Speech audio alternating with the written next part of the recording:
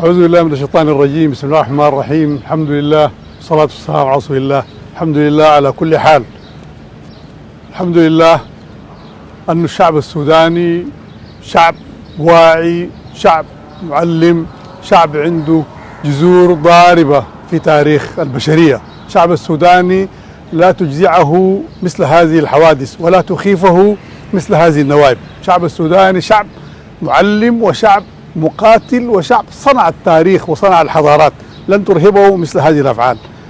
هذه المنشآت اللي تخدم المدنيين وتخدم الشعب السوداني بناها الشعب السوداني، ما وجد من قبل، بناها وصنعها وسيبنيها وسيصنعها.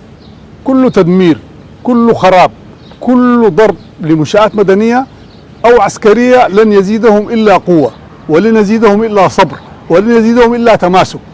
نحن نؤكد أننا في القوات المسلحة والمقاومة الشعبية، القوات المشتركة، كل الفئات التي تقاتل مع الجيش السوداني الآن مصطفى خلف واحد ضد ردع هذا العدوان. الشعب السوداني صنع التاريخ، الشعب السوداني سيصنع التاريخ وسيعيد كتابة التاريخ بأنه هو شعب لا يقهر ولا يهزم، وهو صامد وصابر، وسنمضي جميعا إلى تحقيق غاياتنا في دحر هذه الميليشيا، في هزيمتها، في هزيمة من يدعمها، في هزيمة من يعاونها.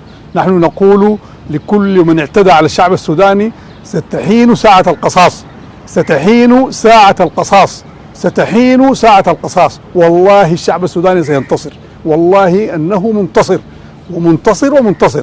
الله أكبر، ولا نامت أعين الجبناء. نصر من الله وفتح قريب، نصر من الله وفتح قريب.